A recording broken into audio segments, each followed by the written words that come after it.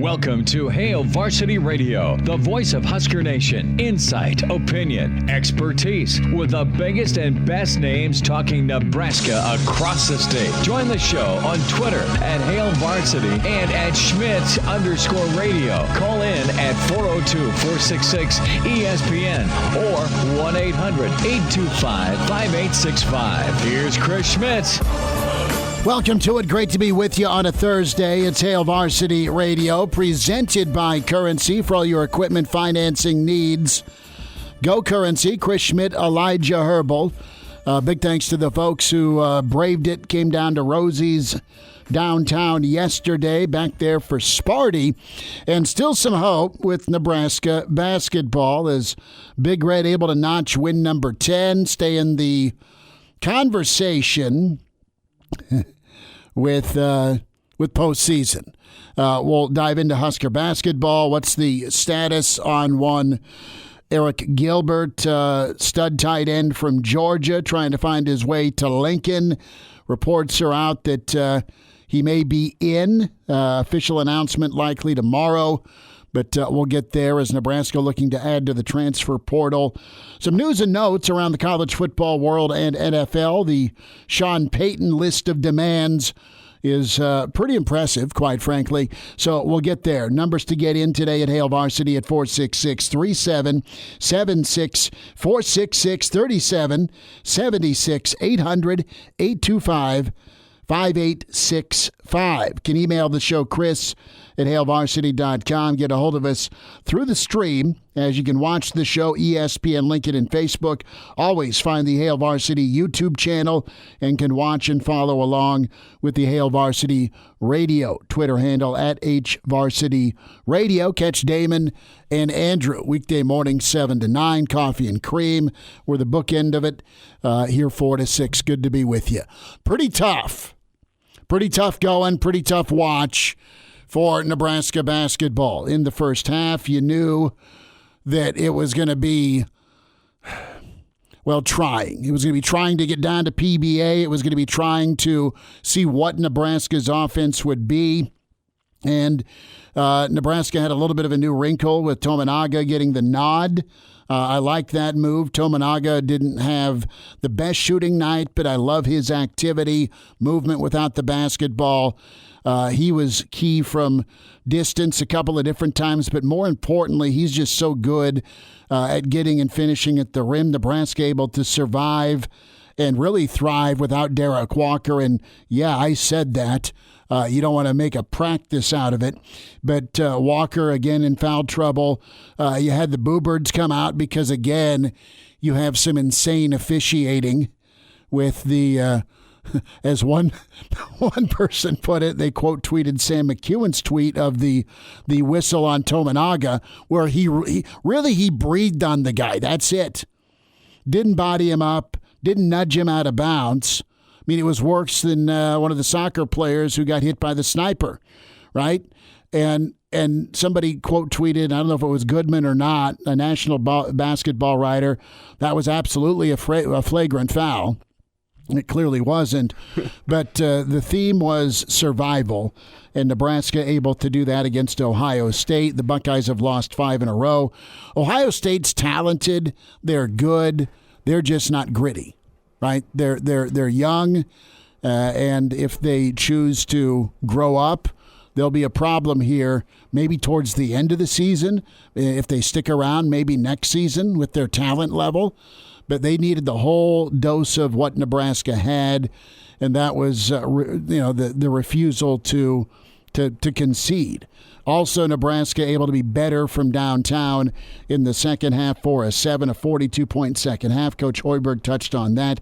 But big difference, obviously, Denham Dawson, right? The kid gets his career-high playing time of 30 minutes, gets the start, 7 points, 8 rebounds, pure hustle after he gets mugged under the basket to sprint back down court, partially block a basket on the other end for Ohio State, and Nebraska was able to close out and survive a desperation tying 3.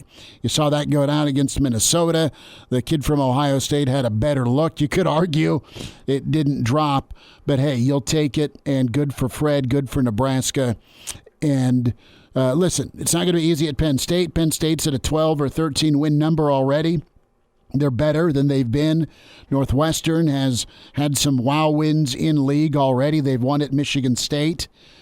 So it's pretty important to keep some momentum. Listen, and Nebraska had to have this. We talked about it yesterday, and I believe it truthfully that it was your fork in the road game, right? Do you lose a third game in a row, Purdue, Ohio State, Illinois, to start that January to February slide?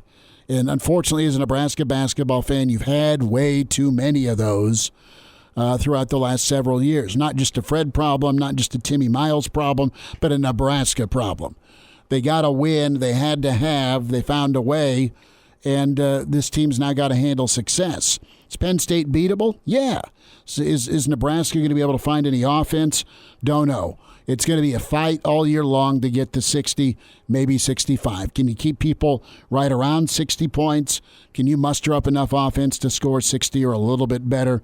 And Elijah, I think that's pretty much the gist of it. Is Nebraska's 10-9, but now 3 league wins, and they have some confidence, but they know who they are, and they're going to keep swinging at you. And the difference is they did it. Walker still had double digits. He's still their MVP. Griesel was nice, obviously, but Nebraska did it and didn't fold or flail without Walker in there last night. They're able to put 4 consecutive buckets together. There's your difference. And then, of course, the Hoiberg technical got everybody fired up. Here's Fred on that tee last night. They were a lot more composed than I was in that little sequence. But I listen. I obviously don't lose my mind a lot, but I wanted to go out there and fight for them. And I've had times where I tried to get technicals and they don't give them to me. So tonight I went out and was a little bit heated, and DJ gave me one from across the floor, probably well deserved. But it did. It got the guys going. Got the crowd going. I was really pleased with the crowd. I mean, went out there early, looked a little bit like the Queens game, and then it just gradually kept filling in on a really crappy night in Lincoln weather-wise. So, thank the fans. They were a big factor, I thought, in helping us down the stretch. We were supposed to foul. Wilhelm tried to foul up 3 there in that last possession, but we didn't quite get it. So thankfully it worked out. So that was Fred. Fred, you just lose it whenever you want to, big fella, because if I was on the sideline, if you were on the sideline, Elijah, you can only take so much incompetence, and it's a consistency thing. And part of that consistency definition doesn't need to be bad all the time. And it feels like there's been too many moments and too many games that involve Nebraska. I'm going to get my towel and I'm going to tear up here in a moment. That Nebraska just has somebody makes a bad call. Period. I mean, thank God there's review under 2 minutes, right? How tight was that ball game with the tightrope dance that Griesel did on the saved ball? Guy's staring right at him and not looking at his feet, but says, "Oh, you were out of bounds." I mean, do your job. Absolutely do your job. And then the call with Walker underneath the basket that sent Fred off. There's been too many of those. And I know Walker's physical. I know he puts his shoulder down. And I don't know what he's supposed to do, Elijah, because he's going up against bigger dudes most of the time. For the first time, to your point yesterday, Nebraska took on somebody that didn't have the height advantage. They didn't have towers in the paint. So do you dial back your physicality if you're Walker? No. And he got busted for a couple of charge calls that I thought, all right, dude, he didn't go Superman on the guy. Was it physical? Was there a shoulder? Was there probably a little too much physicality. Yeah, but he didn't fullback the guy. Well, the problem lies in that this is the Big Ten Conference, a conference which the whole sticking point of basketball with the Big Ten Conference over decades has been the physicality. That, you know what, the refs are going to let them play. It's going to be a physical conference. It's a big boys conference. If you can't hang, get out. And that's kind of been one of the things that's undone Nebraska over the past couple of years. A lot of times whenever you get those big physical basketball teams that come to Lincoln and take on Nebraska, for the past couple of years, they've been allowed to use their physicality to come in here and dominate Nebraska. And then this year, I'm not sure what changed. I'm not sure if there's some different point of emphasis from the Big Ten. Something has flipped on its head. Decades and decades of precedence with what goes in the Big Ten has changed this season, and now they're calling ticky-tacky calls. I mean, there's like 3 times this season I've seen Wilhelm get called for going down onto the floor after a loose ball. That would never get called in previous Big Ten years. There's been a drastic change this season with something officiating within the Big Ten where now it looks like the rest of the conferences in that they're calling ticky-tacky things, and physicality doesn't fly like it used to. Is the Big Ten still a more physical conference than the other basketball conferences? Yeah, sure, but the refs seem to be cracking down on it for some reason, and last night Nebraska thankfully was able to pull through, and I think it's partly because Fred Hoiberg has a team that's going to back him up this year, that whenever he gets a tech, guys like Sam Griesel and guys like Denham Dawson and guys like Emmanuel Bandamel step up and play with their hair on fire once their coach gets a tech, and I think that's a credit to Hoiberg. And he kind of said it in the post game. I've tried to get techs before, and they haven't always given to me, so I'm glad they gave it to me last night, because he has a team this year that's gonna respond to that, and you saw the team respond. But just a drastic change in officiating so far, at least in this Big Ten slate, with what you're used to seeing in Big Ten basketball. Gotta love Bandamel last night. I mean, some key moments, some key buckets. Always going to play defense for you.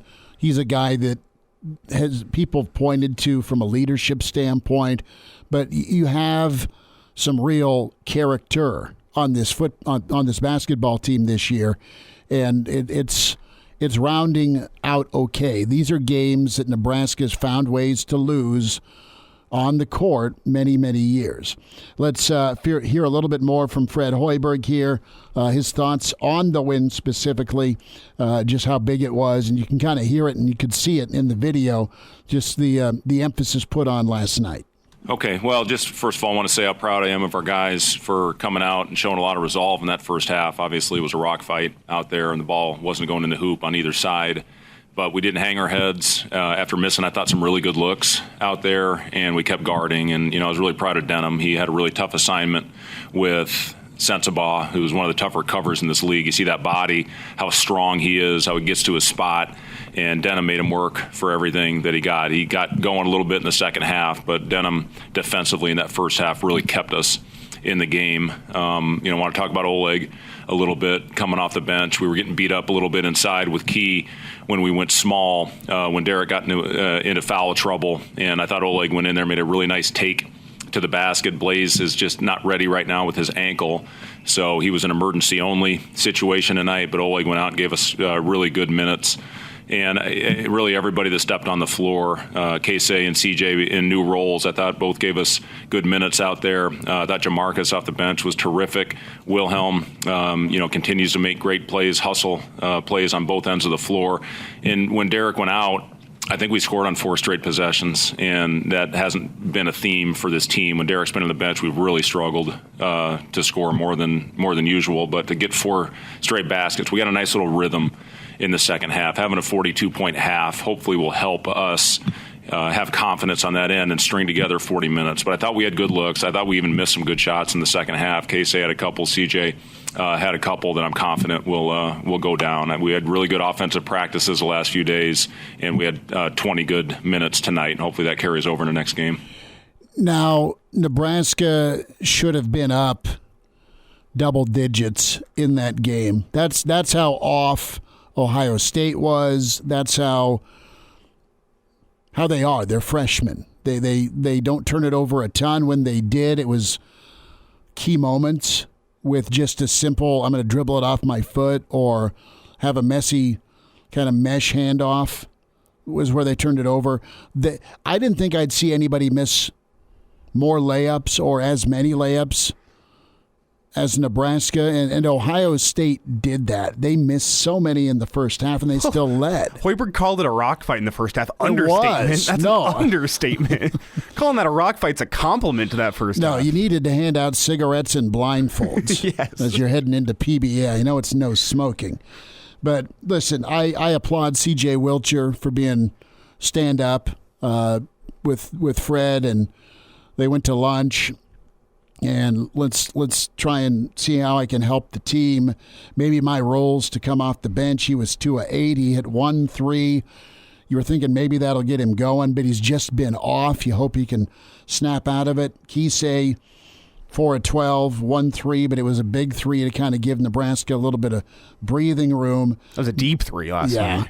But again, his work has been just being a nightmare without the basketball moving around, and he's been a really, really talented finisher. Well, and Kisei also great contribution late, going and knocking down some free throws and late. He's not missed. Yeah, I mean, you missed one from CJ, and it was heart and mouth time, but you got just enough and did just enough on that final defensive possession. Yeah, Bandamel 2 of 9, tougher night shooting, but it's not if but when, and he had a couple of those big ones, and then Denham Dawson, very efficient, 3 for 4. And he flashed that potential. Yes. You see with Denham Dawson, that athleticism, that ability to get to the rim, he really flashed that last night. He's not perfect, he's not a complete package, but I think you see what the future can be for Denham Dawson after a performance like last night. We'll get some thoughts on the transfer portal and where is Nebraska at with Georgia tight end Arik Gilbert.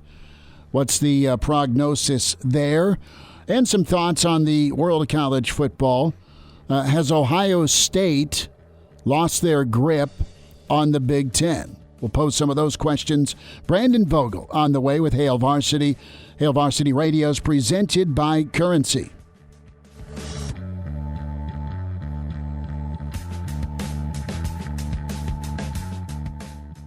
And now, back to Hail Varsity Radio.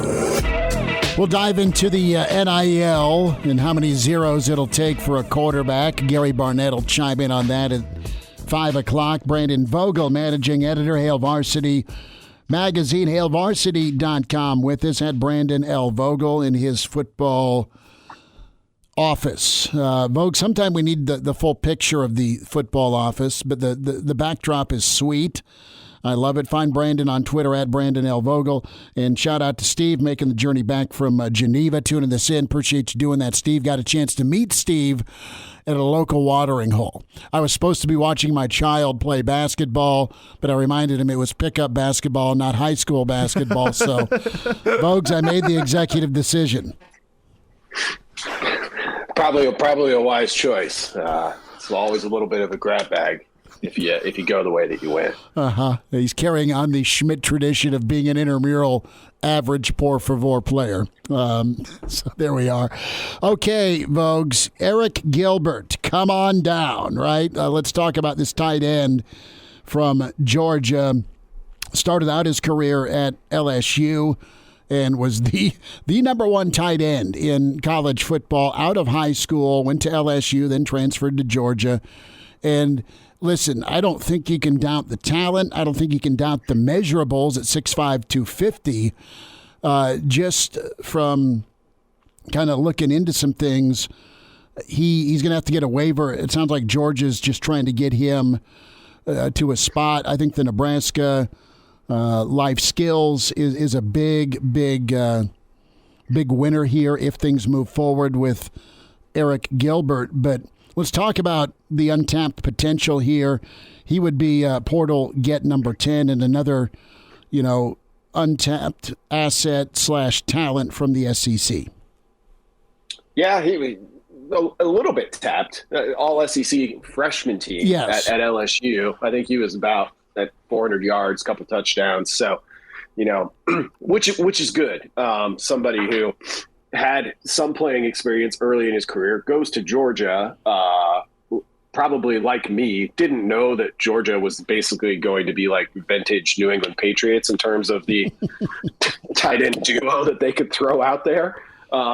So, we've talked about it before, like these guys that come from Georgia and Alabama and Ohio State, it's good because everybody they got was pretty high up in the recruiting rankings. I do always pause a little bit with people who, weren't seeing the field a little bit. But with this one, knowing how good those tight ends were at Georgia this year, knowing I think it was last season, he ended up sitting out basically the whole year, I think for personal reasons is the way that was put. I haven't dug that deep into that, but this is one in tight ends, a position where you look at that room, and Nebraska, I think, would do well to add an experienced option there, or just add another option there, because not a lot of production returning for the Huskers. So this one would be, I think, pretty high up on the list for me as I just kind of look at the Huskers roster and see, hey, what's still out there that you'd like to shore up a little bit. And Brendan, when you look at the background with a guy like Gilbert, I mean, he's got all the talent in the world. One of those guys that was projected as being a future top 10 pick when he came out of high school. You got an anonymous SEC director of player personnel call him the highest graded player in the country regardless of position coming out of high school, and flashed in his 1 year at LSU. But then he transfers to Florida for less than a semester. And then he's back in the transfer portal. He's off to Georgia where he's there for a semester. And now he's back in the transfer portal. And one thing I noticed, I don't want to read too far into this, but I noticed on his Twitter page when he posted his his fall highlights with Georgia, that it was all him going out and catching the ball. And with a 6'5", 250 frame, you think this is a guy that envisions himself one way and then he shows up to different programs and they see him another way? Or is this just a case of a guy who wants to see the field and is transferring around until he finds a spot that's going to put him on the field? Yeah, probably the latter. I mean, I think every tight end deep down wants to, maybe not every, I'd say the majority of tight ends probably want to be pass catching tight ends. Let somebody else who's really passionate about it be the blocking tight end. At least that's how I would do it. But that's me. So, and when you look at Nebraska's roster, I'm not worried about them finding, that second tight end necessarily. It's kind of that first one, the one who can be a threat, like Austin Allen was a year ago, like Travis Vogelek kind of approached at times this year. I think it may not even be the missing piece. We just don't know for sure, or at least I don't know for sure yet that Nebraska has that person. So somebody who may be a little bit more of a pass catcher than a blocker first, I think probably suits Nebraska pretty well. And it should be noted that Gilbert, for a brief time at least, was listed as a wide receiver instead of a tight end on Georgia's roster, which is, I mean, just with that frame, with that body, it's NFL City with what he's got from a physical trait standpoint. Just a question of whether you can put it all together and find a place that's going to put him on the field. Size, speed, ability. It's really coming down to, dude, we might need to put you on end line or have you in the motion roll where you wham block the hell out of somebody. Can you do that about 15 times and we'll throw you 4 balls, maybe more? I mean, that's the wrestling match. Good catch. I didn't know he spent a brief spell at Florida. I know it was LSU to Georgia, and that, Vogues, that never sounds, that sounds great for the player, but you know how competitive those SEC schools are. Like, interconference transferring is like the thing that's always been banned and always been the roadblock for a coach to release a kid. Now you have no more say, but he's on to another program, and we'll see if Nebraska grabs him. I don't know a ton about the waiver process. Doesn't sound like that would be an issue. And I mean, it's got to, you never know, I guess, with the NCAA. But to your knowledge, from a waiver standpoint, you mentioned the off the field stuff. He can explain as to why he needs a change of scenery and why Nebraska would make sense to get him eligible. Yeah, I think so. I mean, the waiver process remains pretty opaque. It's something my colleague Jacob Padilla and I talk about often. Whether that's a player leaving Nebraska, a player coming in those instances where they've needed a waiver, they almost always seem to get them. And I don't know how. I don't know what justification is required. I don't know what the paperwork looks like. But it rarely seems like that waiver process ends up being that big of a hurdle, though it's possible. You never know. You don't want to take it for granted, but in my experience, I'd say the majority of those that I've paid attention to usually end up coming through for the player. Vogues, Adam Rittenberg putting out some predictions for 2023. We always bump into Adam at Big Ten Media Days. And I want to get your response to one of these predictions. Deion Sanders will upgrade Colorado, but growth could be gradual. The Buffs have a very intense early schedule. Nebraska on that schedule, TCU, their opener, SC, Oregon. So it'll be fun, but Colorado may not be ready-made yet. There's a lot of discussion about the Buffs, be it Brewster and his drill sergeant mentality or just Deion and his no-nonsense ability. As this thing's progressed from, wow, they got him, to, man, he's on TV everywhere, to the documentary series that'll be on Netflix, are you buying or selling Deion right now early on in this process at Colorado? I'll probably cop out and say I'm holding for now. When the hire was made, I honestly didn't know what to make of that one, because why Colorado did it, and it came with an immediate talent upgrade for what was probably one of the worst P5 rosters in college football last year. So that's good. But Deion's so larger in life, and he was there at Jackson State for 3 years. It's hard for me to get a great grasp on what they actually are, because he came in right away and got G5 level talent, maybe even close to P5 level talent at a school that doesn't have that. So, I don't know that much about kind of the inner workings. I have watched a couple episodes of the Amazon Prime documentary series that's out now. And that's made me a little bit more curious about it. Really liked the OC hire there. Ran down Colorado's schedule just the other day, just kind of glancing at it. And I was like, if they do really well, this is probably 5 to 6 wins based on what we think of the teams kind of going into 2023. And I think that would be pretty good, but I also think that would qualify as a little bit gradual. Yeah, and if he's knocking on a bowl appearance door, that means they've had to right the ship and close really well based on who they're supposed to start against. Well, I think they're going to have to beat some people that people aren't forecasting you to beat right now in those first 5 games, which Nebraska's on that list. With transfers and guys that he's bringing in that are either young, high-star kids, or some holdovers he hasn't run off, or just portal gets that you just never know. Does he go Mel Tucker? Does he go Nebraska? Because Nebraska had a good portal roster last year and still went 4-8. Yeah, I think that's the question. I forget off the top of my head how many players are coming from Jackson State. There's more than a couple, including a couple of key ones.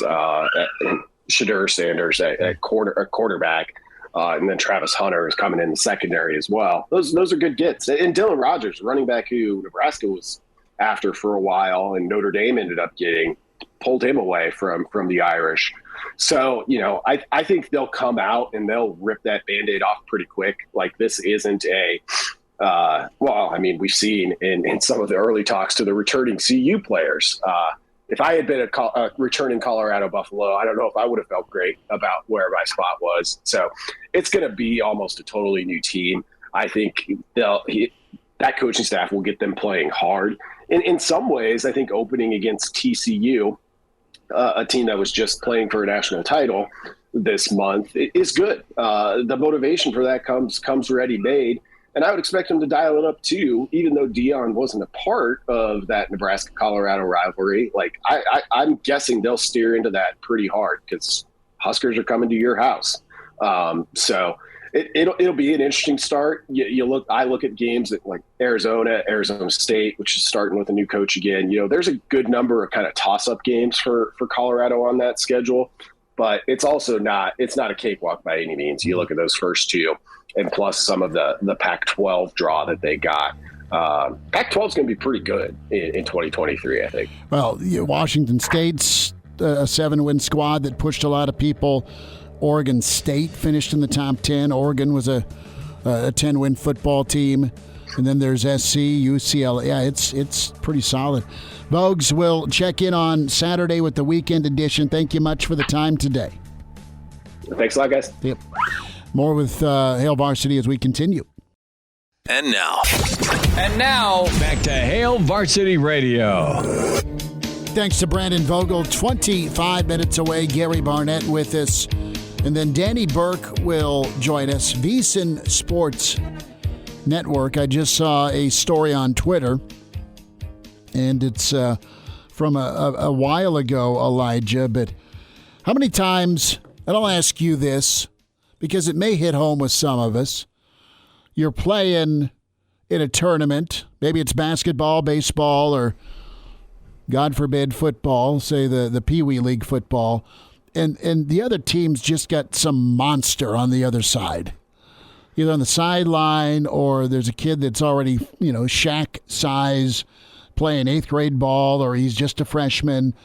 You see instances of it, right? Kids that get big and strong and are much taller and more developed than your little guy or gal. And the story came down and was tweeted out of Dallas. Dallas Morning News reporting Skyline High School had a kid, thought he was a kid, said he was a kid, that this guy was 25 years old, posing as a high school student. This was not a sting operation to go in and try and go undercover to find out who's the best weed seller in high school.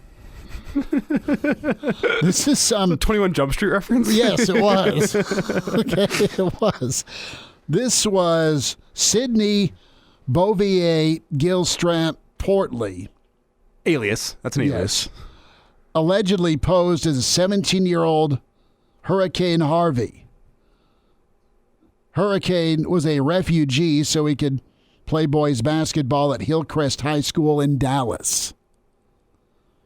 And did very well down there. Yeah. And this from a couple years ago. I'm not sure why it's popping back up on Twitter today, but it's a fun story because this guy won Player of the Year in the conference. Was doing really well, was the talk of the town, and the guy dated a 14-year-old. That's wrong. The mother of the female said, "Well, yeah, that he dated my daughter while he was at Hillcrest." That's worse. That's worse than what he did on the basketball court. Freaking jail time. That's gross. So the Dallas Independent School District, Robin Harris, said they believe his primary motivation for using Hurricane Harvey to get enrolled was basketball. That was according. Hey, you've been shaving for a while, but can you hit a 3? Let it be known, I don't care how badly you want to play basketball and relive those glories. Why would you ever want to go back to high school? No, I enjoyed my time in high school. I would never, ever go back. I don't want to show up and sit through 8 classes for 8 hours a day just to go play basketball at the end of the day. Dude, go to the local YMCA. Did he show up like Adam Sandler did in Billy Madison, where he's cranking REO Speedwagon and driving a Trans Am? Just way out of date. He's got the jean jacket. He's popping the collar. Well, it's like that scene from 21 Jump Street, as you said, where they walk in one strap in the backpack and everyone else has got the 2 strap. What the hell, man? Why are we one strapping? We look like losers. But there's been some instances of, and this goes back a few years with some players coming from overseas and playing in Nebraska. And you had kids that came and played at some Catholic schools that were, I think, Class C or D. And these kids had their life changed. They came over, they had good height. Yeah, they could find their way to the rim. But their primary motivation for coming over was to get out of a really tough situation, a Civil War type situation, and get an education and find a way to college, either scholarship or at least be in the United States to go to college. And every single one of those kids, this was about 10 years ago, that came over, ended up going to college. Some of them played at some lower level Division I schools or Division II schools. A couple of them actually played in the NCAA tournament, and now they are either playing ball overseas, have families, or are in a major metro area with a master's degree doing great. Now, the trade-off is leaving your family, coming over here. And a lot of, I don't know the exact number, but at least a couple of the kids were deemed ineligible initially. And lawsuits ensued. And eventually some of the kids got to play. And the big backlash was some of the coaches were like, no, you're bringing a ringer in. Don't give me this song and dance about education and life opportunity, which is what it was for. I mean, I'm close enough to the source of it that I trust what I'm being told. It wasn't about wins. It was about giving a kid a chance at bettering his life. This is the whole other end of the spectrum. I mean, Skyline is one of those kind of legendaries, or at least they were, high school programs. I think that's where Bosworth went. Way back in the day. So, but, I mean, are we at the point right now where we need a birth certificate and an ID card for some major programs in different parts of the country? Well, I mean, this guy got charged with tampering with government documents. Well, so. Yeah, if he's lying, I mean, if he's 25, so going on 17. So, I mean, he must have forged some sort of ID saying he was who he said he was, even though he wasn't, if that's what the charge is for. So. Well, what I don't have is the fallout with the coaching staff and what? Either A, you pulled this off, come be an assistant on my staff, or B, you've been banned and banished from basketball. Period. End of discussion. Well, there's a great story in Sports Illustrated that I started diving into here this hour. They kind of dove into the backstory behind this, so you can go check that out in Sports Illustrated if you Google the kid's name. But I just want to bring up a quick story relating to, showing up on the court and seeing a dude across the way that no way that dude's that age, because my buddy Crew, he's from here in town, was a pretty good youth basketball player and played at a pretty good youth team. AAU middle school that kind of traveled around the Midwest, and it was pretty good. And they were playing in a tournament down in Kansas City one summer, and they make it to the championship game, and there is just a giant, athletic, a little bit gangly at the time, kid across the court from him. Turns out it was completely legal because the kid that he was playing against ended up being Michael Porter Jr. So he's playing against 8th grade Michael Porter Jr. He said, like, oh, he's gangly, wasn't really going to be all that physical, but man, he could just splash 3-pointers all day long. And it was like the same story. He was like, still way better than me. It's like Michael Porter Jr. at the time's like 6'5" in 8th grade, and the kids are looking going like, there's no way this kid is in 8th grade, but it was Michael Porter Jr. No, it worked, but no, I mean, it's just odd. Yeah, and that's gone through our minds with all the travel ball, some monsters on the hill throwing 84. All right.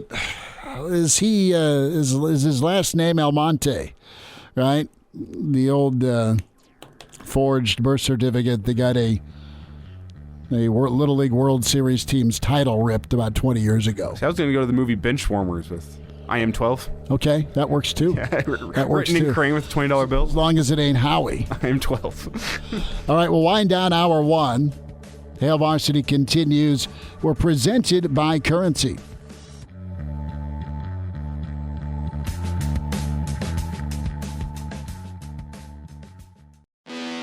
Chime in 402-466-ESPN or email the show, Chris@HailVarsity.com. Just try me. Back to Hail Varsity Radio. Some additional thoughts on Nebraska basketball's win over Ohio State. We opened with it. We'll get back there around 5:25. More from Fred Hoiberg as the Big Red gets it handled. You have a comment from Jeff in the stream. Very proud of our men's basketball team and more proud of the head coach. That's it, Fred. Get him fired up. And maybe something we can hit on at 5:25, but based on the way this season's going, Fred is working himself into at least another year, I think, with some of the young talent that he's got in this team. We've talked about Denham Dawson, Jamarcus Lawrence. There's some guys that you can build around, and I know you're going to be losing guys like Griesel and Walker, who are some of the better contributors on this team this year, but I think there is hope for the future with Fred, knowing with how big an asset the transfer portal can be in college basketball. You got some young pieces to build around. If you can go get the right transfers around him, I think there's some confidence in what Fred can do over the next couple of years, and it's taken a little longer than some people think, and it's taken a little longer than I think it should have taken for Fred Hoiberg to get this thing going in the right direction. You hoped that a season like this would be in year 1 or year 2 as opposed to now, but this program is finally moving in the right direction, and I think there is some steam towards, you know what, Fred Hoiberg might be the right man for the job. Yes, that's exactly where we're going to go at 525, and also kind of dive into, a real prognosis, what's doable the rest of the way. You've got 8 weeks. You do. And I'm not expecting a bubble talk or bubble watch, but I think we all think. I mean, you're through the hardest part of your schedule. Postseason can maybe happen. You're through the hardest part of the schedule. I mean, I don't think bubble talk is likely. No. But postseason talk, though. I think postseason talk is possible. I'd even go as far as say it's likely based on how the schedule is shaping up. And you know what? If you go on a run, if some of these younger guys that I just mentioned, Denham Dawson, Jamarcus Lawrence, start stepping into these bigger roles, which they've found themselves in as the year goes on, very, very realistically, I'd say, I mean, things would have to go perfectly, but bubble talk could still be in play if you finish the regular season out strong. I mean, you're going into a stretch of the schedule now with a lot more winnable games in the first half of the Big Ten slate. The second half of the Big Ten slate is much easier than the first half of the Big Ten slate, and I don't want to go as far as to say I think this team is a bubble team, because I don't think it is, but if everything goes perfectly, and I say perfectly, and some guys step up and develop like you think they should, bubble talk's not out of the realm of possibility. I'm not saying that actually getting the tournaments outside the realm of possibility. I do think that is probably outside the realm, but at least being on the bubble and, being maybe not first 4 out, but next 4 out, if you finish the season strongly, could still be possible. They will no doubt use, and they have the personnel and personality to use some of these hard knocks from this number 1 strength of schedule to better themselves. What we don't know is if the offense will ever come around, be it beyond getting hot one night and having a Rutgers-type performance or having an Ohio State or a Wisconsin-type performance. We don't know beyond one night, because, you can get hot one night and drill some shots. Wonderful, but can you carry it over? 2, can they stay relatively healthy? Let's squeeze in a quick phone call. Who's with us? Chris is on the line. Chris, go ahead. Hey, guys, great show. Yeah, we got to finish in the top 4, I think, to make it to the tournament.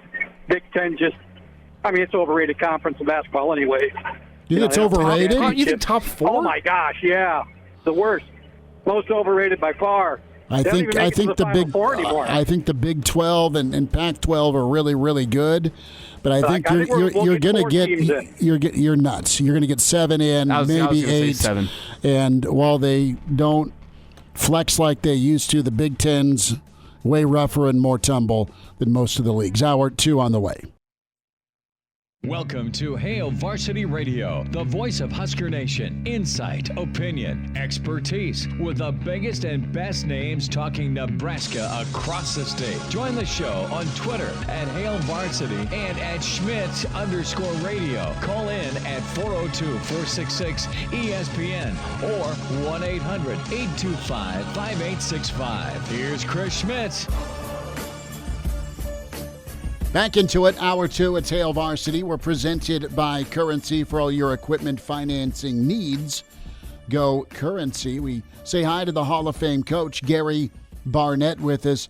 Coach, how's the week? You get some putting in? Got a little bit of everything in, Chris. A little chilly. Just got to put on a jacket, but it's life is not bad for me.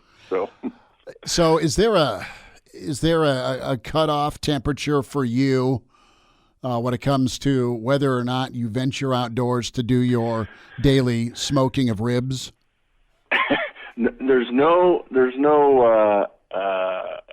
temperature limit for me as far as getting outside. It's just the wind. If it's cold, I'm okay. If it's cold and windy, and not so much. So, and we've had some rain down here and been able to dodge it as far as golf games go. But we've had a lot of rain. It's going to be a great spring with a lot of spring flowers. So it's we've helped our drought situation here. That's big. No, good for you. Coach, we are in the chase, we being the Nebraska, not me. I haven't been to see Dom Raiola for a long time or talk to him in a while. But I want to go there because Dylan Raiola, the top-ranked quarterback for 2024, the five-star that's out there, the world wants him to come play for them. And Nebraska in hot pursuit, as is SC, as is Oregon, as is Colorado. And I want to get your take on just your method. How did you identify and approach, and then eventually, what were some of those memorable quarterback chases like? Because the discussion point yesterday was, when it comes to Nebraska's rebuild, how do you accelerate that? Well, you get some good players, you develop, obviously, but you also get a program-changing quarterback. And I know you did that with Sal, and I know you did that with Darian Hagan. So take us through that part of it as you're building a program or getting into a situation. Well, it's a different world then, Chris. Yeah. We didn't have, or we didn't do all the media hype that's there now, the Twitter, any of the social networking. Most times a lot of guys didn't even have cell phones, so it was completely different. But my approach was always from a personal side and from a relationship side.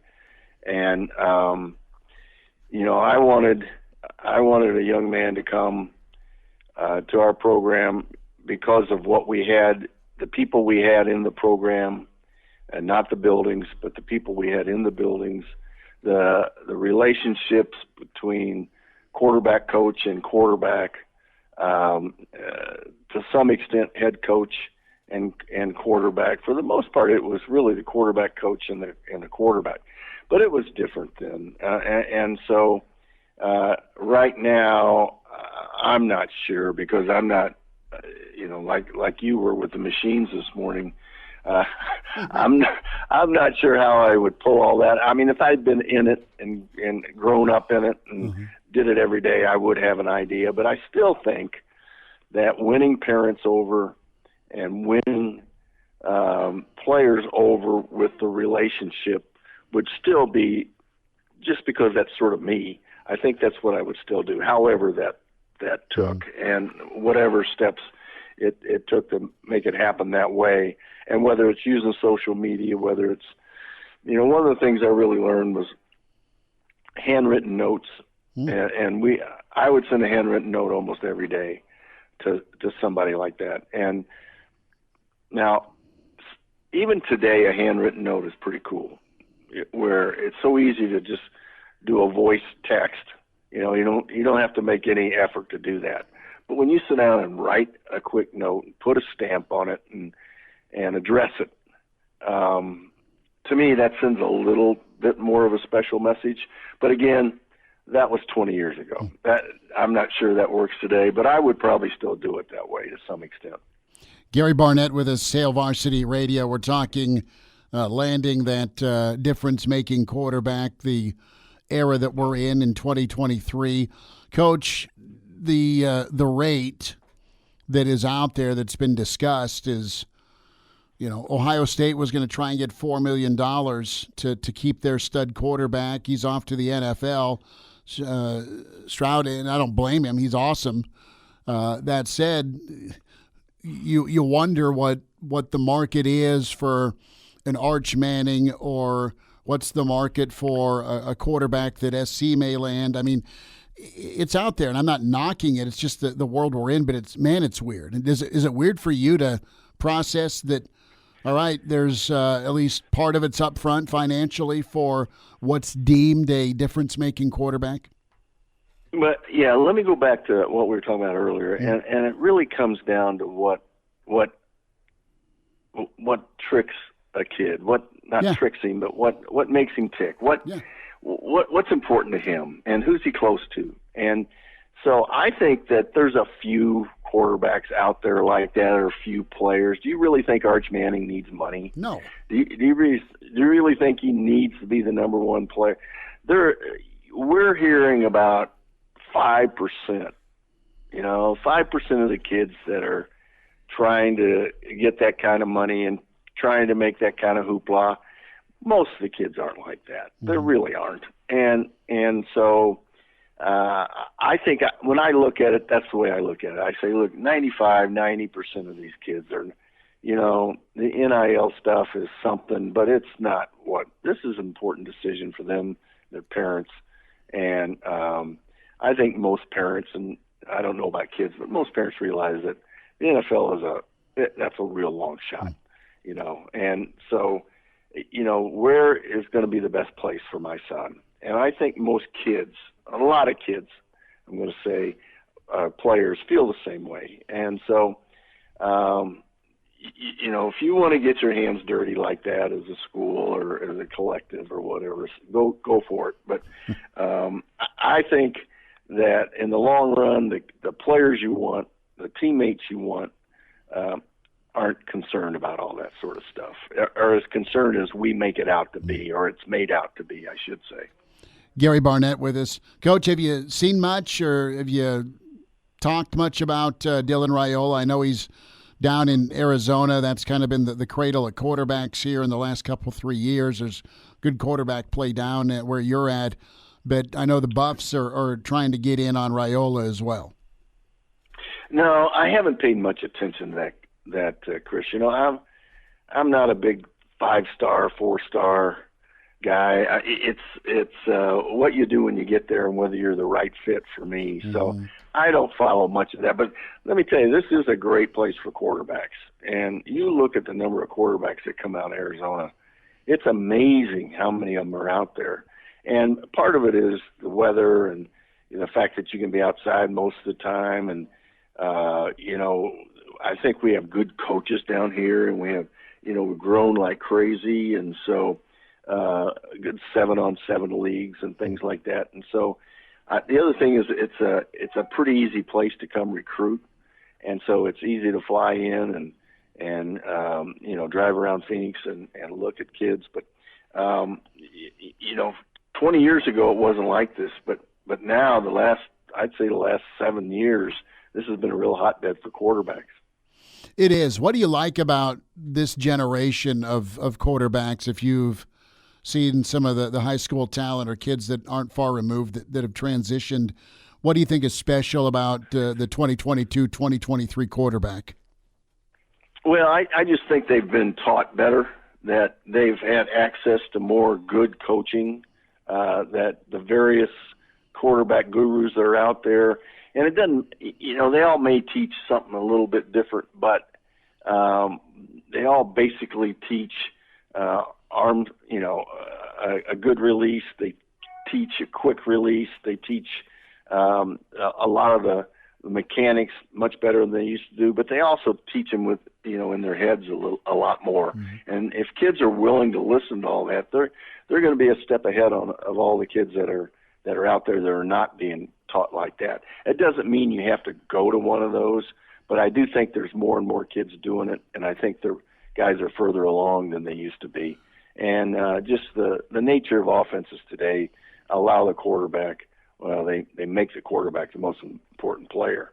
And it didn't used to be that way, but it is now. And so these kids all realize it, and they can do a multiple of things.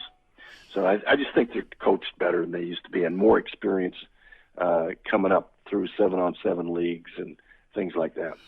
Coach, we're excited to see what spring looks like with Sims as a dual threat in Nebraska. And once Casey Thompson gets healthy, he's back. He's got a new NIL deal, and there's a pretty intriguing quarterback room for Nebraska. If you were running things again, would you mandate, or I shouldn't say mandate, but would you make sure you had a mobile quarterback, or would you want a dual threat, or would you stick with kind of the bigger pocket guy? I think that I just want a good quarterback. Don't kid. He can you can do it all, right? He can make it. He can escape and turn a bad situation into something good. I don't think I'd hold myself to that, but you have to have a quarterback run these days. Yeah. And the advantage of a quarterback run is that you have another blocker. Mm-hmm. And so I think on third downs and red zone offense, you have to have a quarterback that can run the football. And so, does that mean he has to be real mobile? No, but he's got to be adept at running, making guys miss, forward lean, getting the extra yard. But that's the best way right now in short yardage and goal line, red zone offense to be productive is to have the threat of the quarterback. So that would be paramount to me as somebody who could do those things. Coach, what do you think of the reaction to Coach Tim Brewster online here the last 48 hours or so? There's video of his meeting. It was a little drill sergeant-esque with him up-downing in the meeting room. There's been some college and NFL guys weigh in on that style. You've had players come to Brewster's defense. Have you seen much of this? I watched it. In fact, I watched it this morning. Somebody sent it to me, and with it came the line, man, is this guy a motivator? He's only 62, but look at his energy. Come on. I don't, give me a break.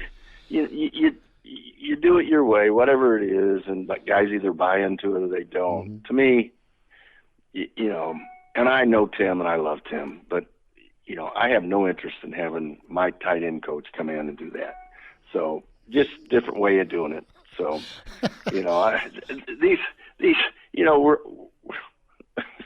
I don't want to go any further than that. That's enough.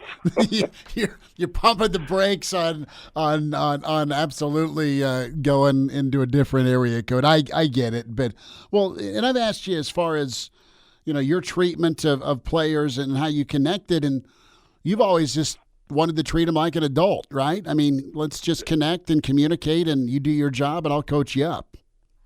Well, yeah, and I'm not saying that's not his actions weren't treating those guys as adults. I'm not saying that, but right.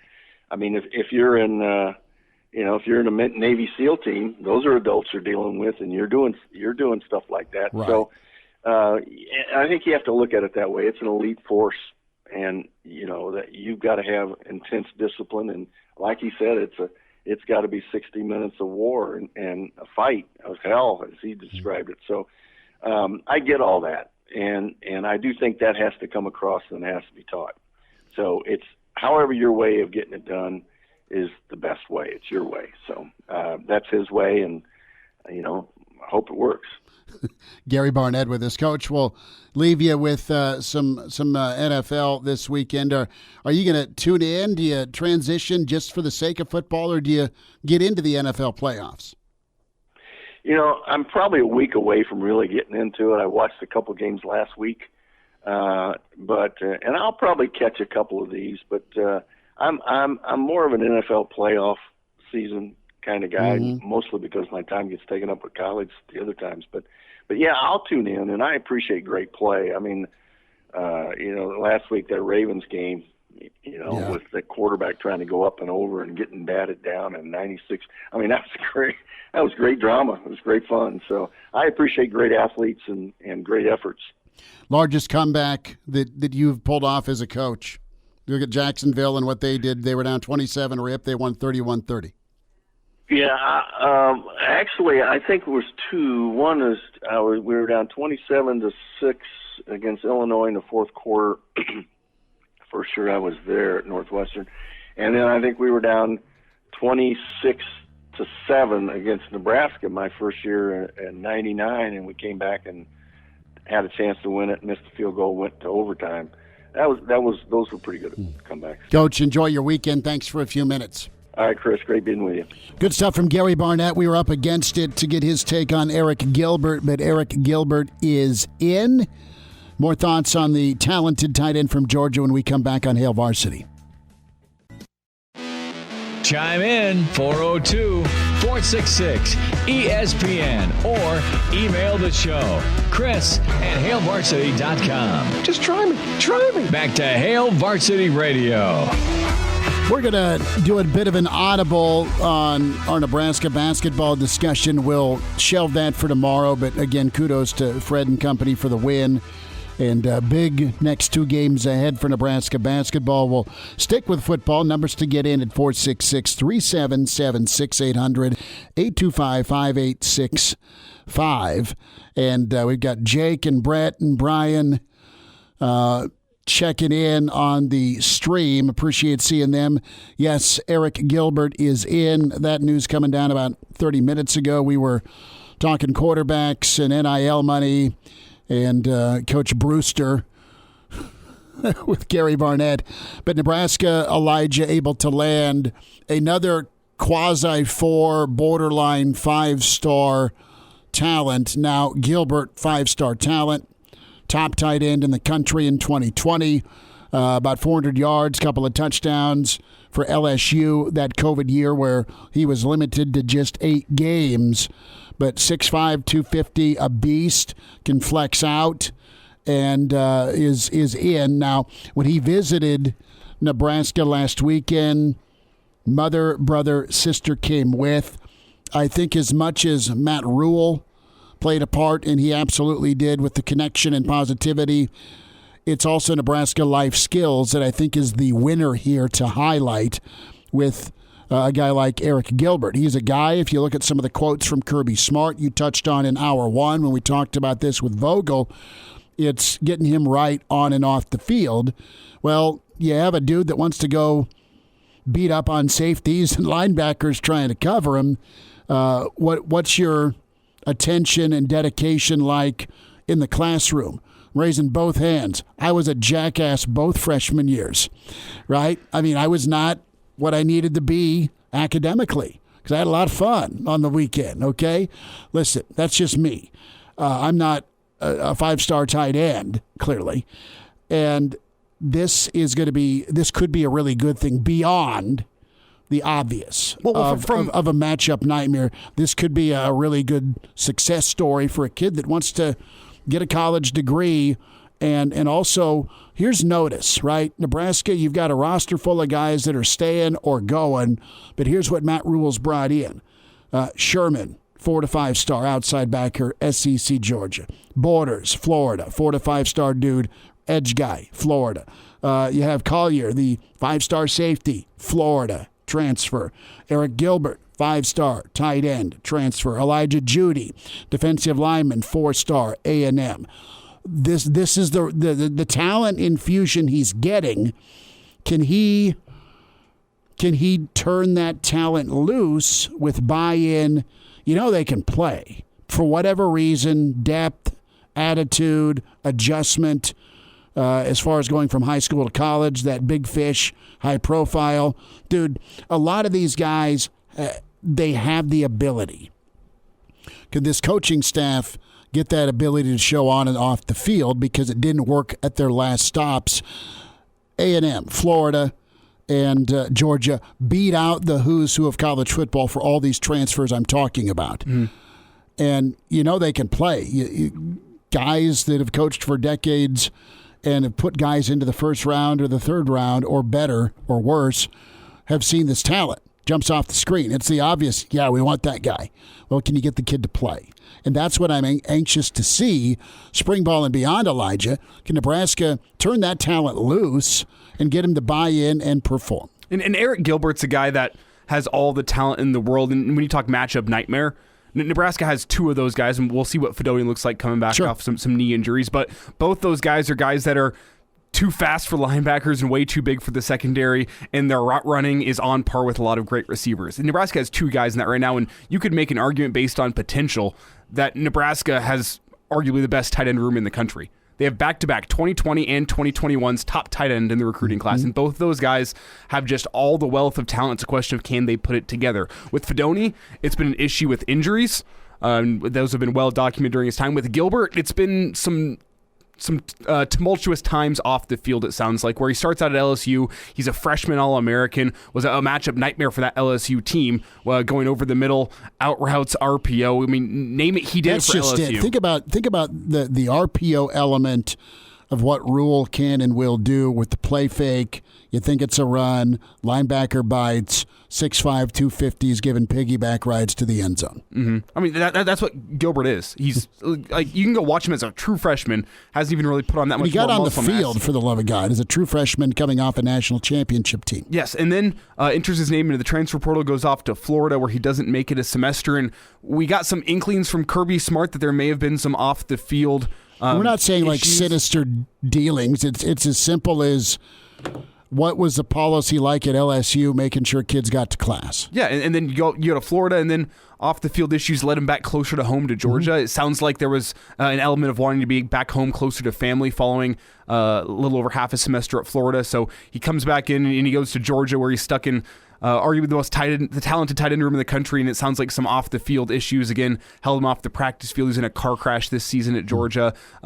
Various issues. He had two great tight ends in Washington and Bowers ahead of him, and the goal, it sounds like, for Georgia was to pair up Bowers and Gilbert next season to be your two-headed monster. Just to wear you out some more. But Gilbert decides, you know what, it's time for a new stop for me. I want some playing time. I don't want to be stuck behind a guy like Brock Bowers. So now he comes to Nebraska, and if he can put it all together, if he can take those off the field, and we don't even know what the real off the field issues are, but it does sound like it was an issue that wanted to lead him closer to family. So read in between the lines there as you will. But decides now, enters his name into the transfer portal, and he comes to Nebraska, where the two-headed monster of Fedoni and Gilbert has all the potential of the world of being not only the best tight end duo in the Big Ten, but potentially the best tight end duo in the country if these guys are what we thought they were coming out of high school. And based on what we saw with Gilbert at LSU, I think he's got the talent to be first, second round guy. Sure. In the NFL. He's got that kind of talent. Can he put it together? With Fedoni, it's a question of, can he get back to who he was before the knee injuries? If that's the case, he's another draft pick guy, a guy who's going to go play for years in the NFL. Nebraska has two of those guys, and the options that this gives Nebraska's offense are endless, especially when I look at the RPO game. That tight end, you're not sure, as a linebacker, is he coming to block me, or is he going for that seam route right up the middle of the field? Is this tight end going to the flat to run a route, or is he trying to run me off here so we can get a numbers advantage in the box and run it up the middle? The options it presents your offense are endless. The real question is just, can these guys put it together, and can all that potential come together in the Husker football program and lead to a finished product? Well, and then you factor in either Casey Thompson, who's been really accurate, at least what we've seen in Lincoln with the deep ball, and then you have the dual threat quarterback in Sims, where you're going to be zone reading anyway, and you're trying to get the back seven to bite with that RPO with a mobile quarterback. Time will tell who wins that job, but getting a Gilbert is no small feat. I mean, Gilbert's a guy that when you look at his speed, you look at his frame, you look at how he runs routes, a guy that is almost always open, especially when you combine that with his catch radius. There's very few guys. There's very few guys in college football that are going to be able to keep Arik Gilbert in their back pocket all game long. Can they have good reps against him? Yes, I'm sure. But when you combine the catch radius with the speed, with the route running, with the elusiveness once he has the ball in his hands, the power, he gets close to uncoverable. It's not a question of his physical talent. That's can not you the question stop him here. on 3rd and 8, and can you stop him in the red zone? And if he's right, the answer has been no at an early age, and what he showed in clearly a spring game, but against other top-tier talent, he has performed and produced when he's been right. This quote is from On 3 with Gilbert about Nebraska. Quote, Nebraska was more focused on me coming in and having a support staff around me. They made it clear I would be supported. So is there going to be folks there to help him make the best decisions he can make academically? Is there going to be people around him to help keep him motivated? He's got to do it himself, but it never hurts to have support and help to make sure you stay on the straight and narrow with decision making. Do you want to come in and practice hard and go hard Monday through Thursday? Are you going to get to class? Are you going to study? Are you going to do study? I mean, whatever the case. Again, we're projecting and speculating a little bit, and I don't do that to be rude. I just do it to, there's 100 cases of guys that just don't meet the demands off the field, and it's not because they're not capable academically. It's just a situation of they just never jacked with it in high school, or they just got by in high school, perhaps. College is a whole different thing, and there's a culture you're going to set. And I applaud Nebraska for going out and getting another need. They have tight ends. They have good young tight ends. They have an injured tight end that wants to get back to your point about Fedoni, and you're not afraid to go bring in what was the best in 2020 coming out of high school. Now, what's left on the shopping list is probably an offensive tackle and maybe another defensive lineman. I would think by the time you're done with spring football. Yeah, having great pass catching options is great unless you can't protect your quarterback. Sure. So that is something to note here. But with these two tight ends, Fedoni or you and just Gilbert, maybe commit to a run game so you can sting them with the tight end. Fair on enough. Play action. Fair enough. Just a thought. Fair enough. I mean, that's a great thought. And that's why I'm saying, like, how much this opens up your offense, having these two guys, it's incredible. And I look at Gilbert, it's one of those conversations where you go, best physical talent Nebraska's had since ... And obviously there's a lot Probably Randy Gregory. But yeah, that's kind of where I was going as well, just in terms of what this guy is physically. The issue is not him on the football field. And what kept Randy from being in Ohio, and he ended up at Nebraska, but what a guy like Randy Gregory, who was gifted, like academically gifted, when you look at test scores, and the guy learned how to speak, I think, Italian, played the violin. I mean, Randy Gregory is like brilliant academically. The kid didn't have a lot of need for going to class in high school when it came to missing class or tardies. Mm-hmm. So he graduates, but he ends up at JUCO. I mean, imagine, a guy that's gifted, that's like Elijah Herbel smart, because you were an academic stud.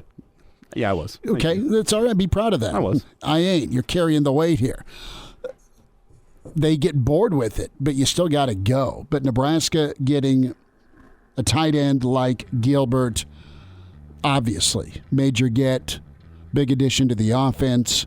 Now, the true test starts. You come in, you do your school, you get acclimated to the room, you know the offense, and then you grind through if there's some ups and downs. And that support staff, the coaching staff, the peers, and Gilbert himself need to make sure that happens. Best Bets on the way with Danny Burke. And now, back to Hail Varsity Radio. Back with you, it's Hail Varsity, presented by Currency. And time for Best Bets with Danny Burke, VSiN Sports Network. From the wild weekend to the wild card to the divisional round, the Final Four, Danny, set for the NFL. How are you? Schmidt, I'm doing good, my man. It was quite the hectic wild card weekend, but we made it through. Ended up 3-0 with our picks. Back-to-back 3-0 weeks. It's been a rocky NFL season, but we're hoping to keep it going this upcoming weekend, my friend. You absolutely took Jacksonville in the money line in the second half, so what island are you on? I didn't. And the reason I didn't is because selfishly, I'm kind of like a pseudo-Chargers fan, more so like in the sense of rooting for Justin Herbert. I took the over in that game, so that came through at 46 in the hook. But, I secretly wanted the Chargers to win because, again, I like Herbert, and I think the Chargers and Chiefs would have been a better matchup because they fare well against each other, or they match up well in an exciting way against each other. As for Jacksonville, I don't know if they're going to be able to replicate any of that magic, Schmitty.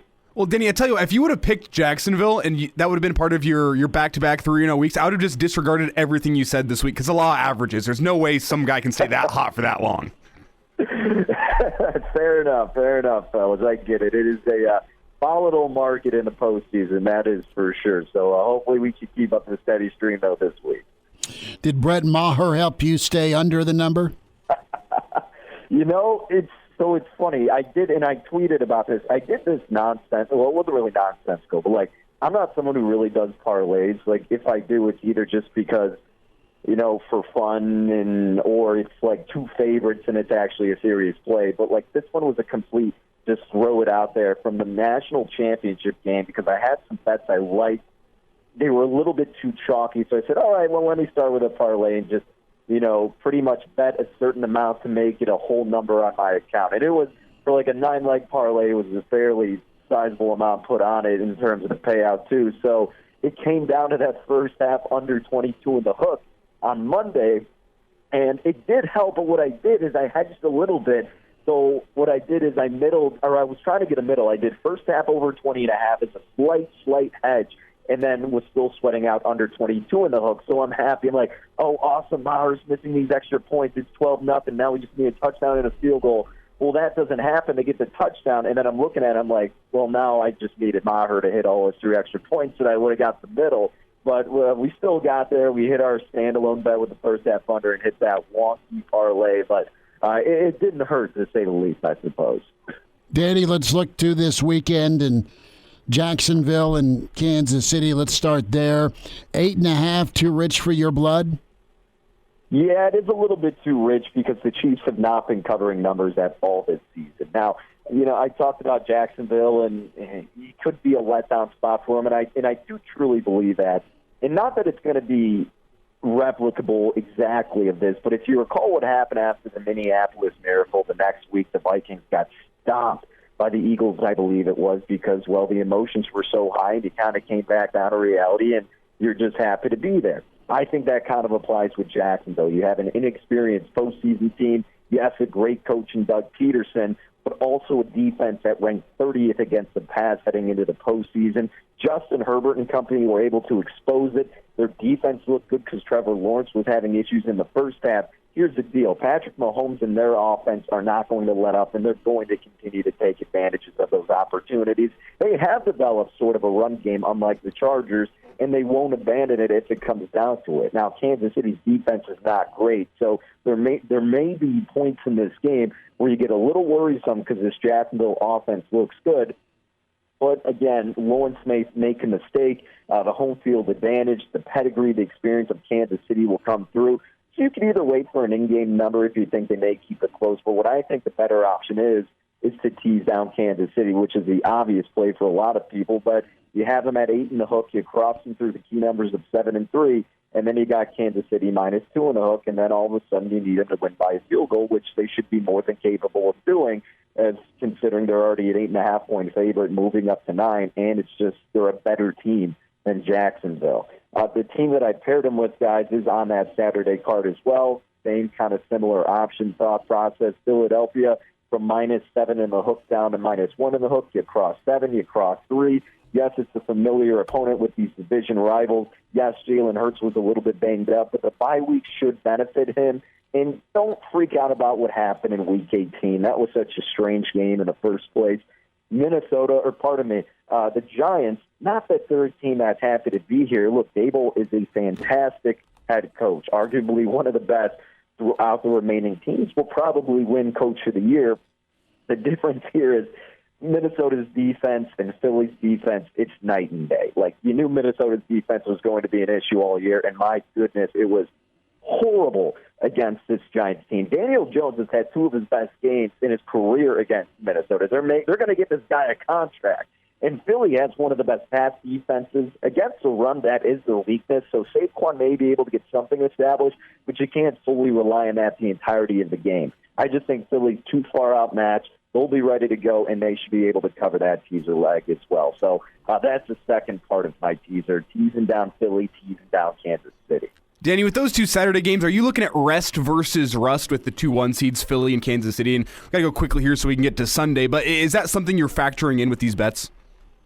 Not necessarily, I guess. And you could apply it a little bit for sure. In the first half, if you want to look for an angle, maybe you carry some of that momentum into the first half and you're playing with house money if you're looking like a team like Jacksonville, for example. But for the Giants, it's a different situation because they did rest their starters in Week 18. It was a tough game that came right down to the end against Minnesota. But again, this is a familiar opponent and probably one they absolutely think they can beat. So, with the Eagles, I think the rest will really benefit them because of their injuries. With Kansas City, yeah, maybe that can apply to them a little bit more. Perhaps they're complacent, but, knowing Mahomes and Andy Reid and company, I wouldn't expect that to be the constant case throughout the 4 quarters.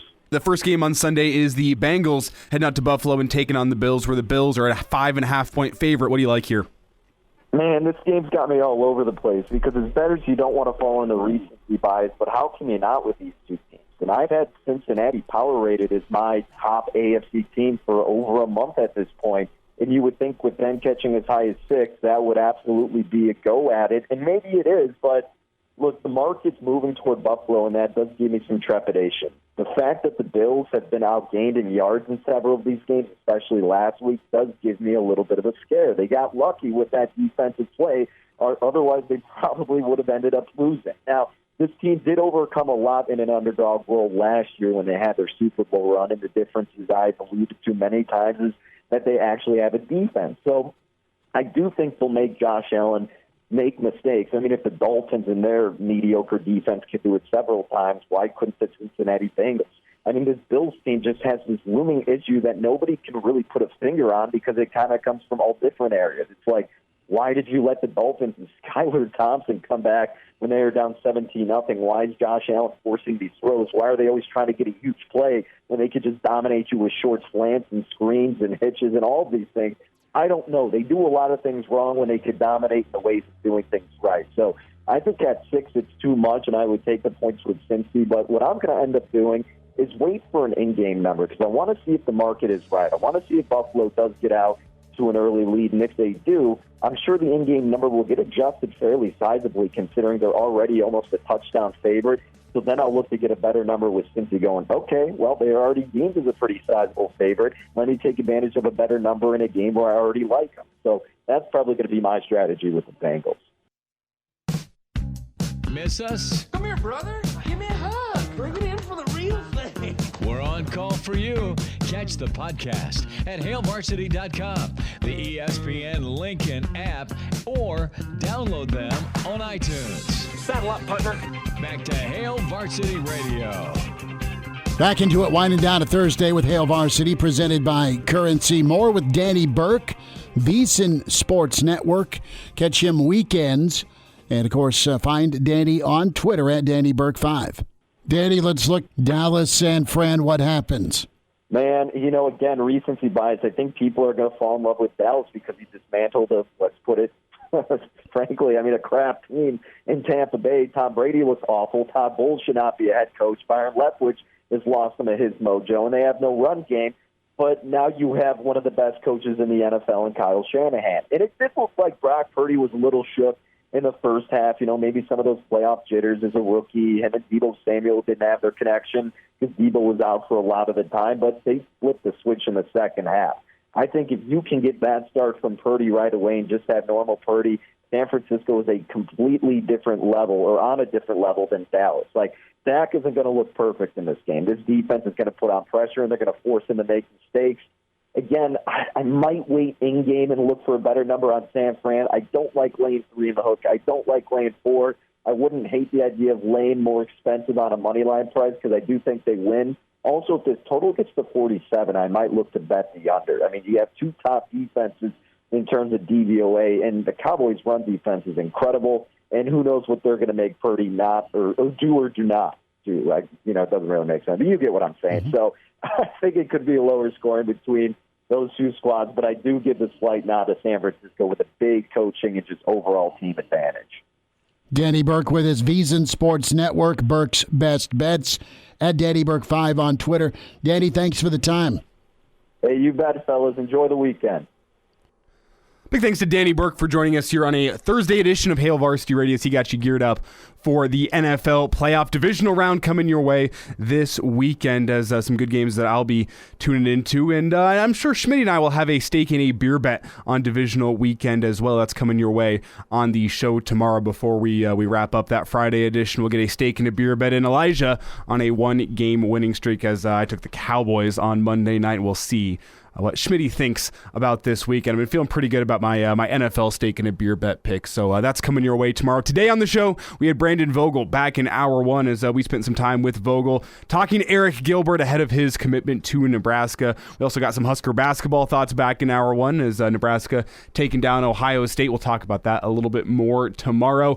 Gary Barnett led off hour two, and then Schmidt and I gave our takes on what the addition of Arik Gilbert means for Nebraska. If you missed any of the show today, you can catch it wherever you get podcasts. That's Spotify, Apple Podcasts, Amazon Podcasts, Google Play. You can also check out the Hail Varsity YouTube page where I'll be getting up today's full show shortly following the show, and we'll get those audio issues ironed out. As I know some people watching along in the live stream says it's not up to the radio quality. You can get the radio quality via the Hail Varsity YouTube page. That's going to be up shortly following the show. Tomorrow on the show, we're going to have Bill Dolman joining us. The Pride of Fairbury checks in for the second time this week. He sat down for the entire show with Schmidt yesterday, and he's back in on a Friday. Also going to talk with Jacob Badale, get some Husker basketball thoughts from him, as well as some Husker volleyball thoughts as Whitney Lonstein announcing this week that she is stepping away from the Husker volleyball program. We'll get Jacob's take on that. That's all coming your way on a Friday edition of Hail Varsity Radio. Schmitty packing up a few minutes early today, but he'll be back with us tomorrow as we'll be with you 4 to 6. It's Hail Varsity Radio. That's when we'll talk to you again.